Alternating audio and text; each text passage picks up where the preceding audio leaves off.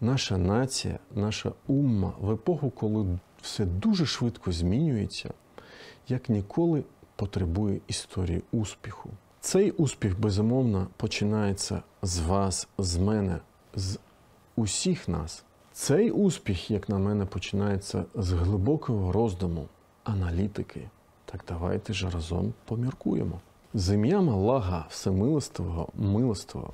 Той, хто зліпив глини наших голів, перевершив у цьому будь-яких майстрів. Душу нашу зробив він, як чашу, і повінця її пристрастями налив.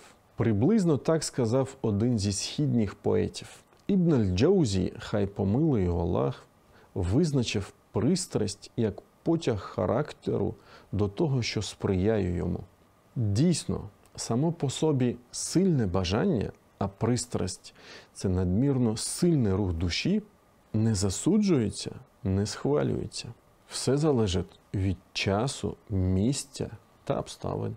Адже всі інстинкти, закладені в нас Творцем, це по суті і є сильні бажання. Вони створені для того, щоб людина у цьому світі могла боротися, виживати, перемагати, досягати успіху та насолоджуватися.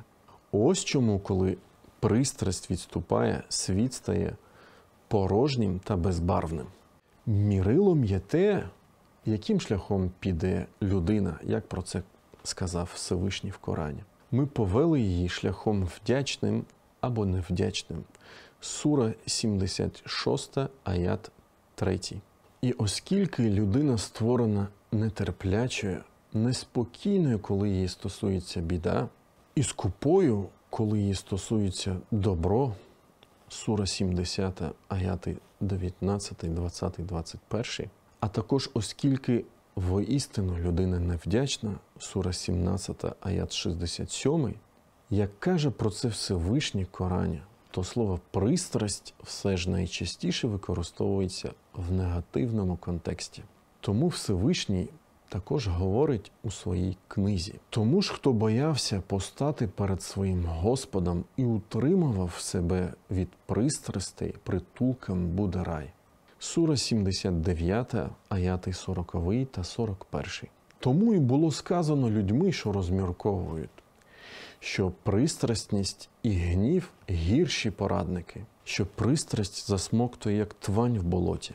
Щоб позбутися від однієї згубної пристрасті, вона повинна переключитися ще на більш згубну. Адже така пристрасть все більше і більше засліплює людину і навіть може привести її до невіри, як казав про це Всевишній в Корані. Чи бачив ти того, хто зробив Богом свої бажання? Сура 45, аят 23. І підкорившись цієї пристрасті на годину, навіть на мить, ми потім платимо за неї днями скорботи. Кожна наша пристрасть повинна бути на шляху істини. Вона повинна символізувати любов до нього лише одного. Оскільки любов – це коли даєш і хочеш давати. А пристрасть – це коли береш і хочеш брати. Важливо вміти керувати своїми пристрастями.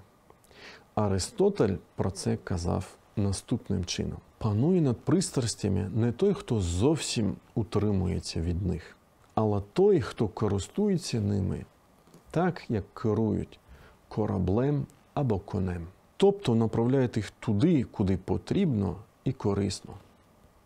Кінець цитати. Уміння керувати своїми пристрастями – це індикатор віри, як казав про це посланник Аллаха. Нехай благословить його та вітає Аллах. Не увірує ніхто з вас до тих пір, поки його пристрасть не слідкуватиме за тим, з чим я прийшов. Отже, будьте страстними, але тільки на шляху істини.